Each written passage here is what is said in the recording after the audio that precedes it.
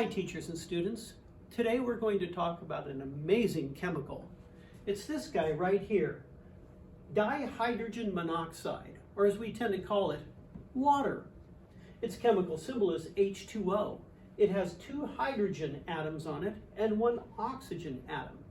And they're arranged in kind of a crooked fashion, so it's somewhat lopsided. The top of this has more on it than the bottom does, and because of that, water does some amazing things, as we're going to see today. It has a characteristic that we call polarity, and we're going to discuss that. It's kind of like the magnetism of the molecular world. So to follow along, all you're going to need is a penny, a paper towel or napkin, and a dropper bottle filled with water. If you have an eyedropper and a cup of water, that will also work. And if you don't, you can take a straw and a cup of water and do that. All you have to do is dip your straw into the water, cover the end with your thumb, and then pull it up, and you can let drops come out one at a time. Now what we're going to do is simple. I want to know how many drops of water you can put onto the surface of that penny before it runs off the sides onto the paper towels. And you might want to make a guess ahead of time. How many drops of water can you place on a penny before it just runs off and gets the paper towel wet? Make a prediction now.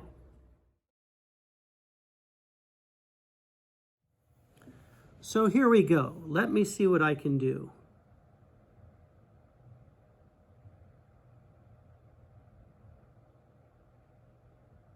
One drop. I'm trying to be very careful so that I don't spill onto the paper towel. 2 drops. 3 drops. I'm getting Abraham Lincoln all wet. 4 drops. 5 drops. 6 drops. Look how it's rising up on top, kind of like a dome. 7, 8, 9, 10, and still it has not gotten the paper towel wet. 11, 12, 13, 14 drops, 15. There's 15 drops. Look at that dome forming on top of Abraham Lincoln. 16, 17, 18. Notice how the water seems to stick to itself. It doesn't want to get away. 19, 20, 21, 22, 23,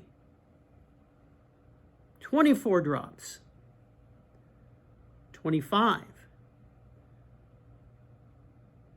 26, 27, 28. Oh, I got 27 drops before the 28th one spilled over. 27 drops of water fit on top of that in a great big bubble. Why does water do that? Why does water stick together that way? Well, it has to do with what I called polarity. Because of the fact that the water molecule is lopsided, it tends to have more of a negative charge on one end and a positive on the other. Now, maybe you've played with magnets before and you notice that in one direction they stick nicely together, but if you turn them around, they repel or push away. Well, magnets have a positive and negative end to them as well, and positive and negative stick together. So what happens is when one molecule of water gets near another, they tend to attract the negative side and the positive side of that molecule, much in the way that magnets do, and water tends to stick together. In fact, that's one of the reasons that a water skipper or water strider can walk on top of the surface of the water. That insect doesn't weigh very much, and because the water is sticky, it has what's called surface tension. And that bug can walk across the top of that water without breaking that surface tension, because the bug is so small, there's not much gravity affecting it. Can you break my record of 27 drops? Get a penny and a straw or a dropper and see how many drops you can place on a penny before it spills.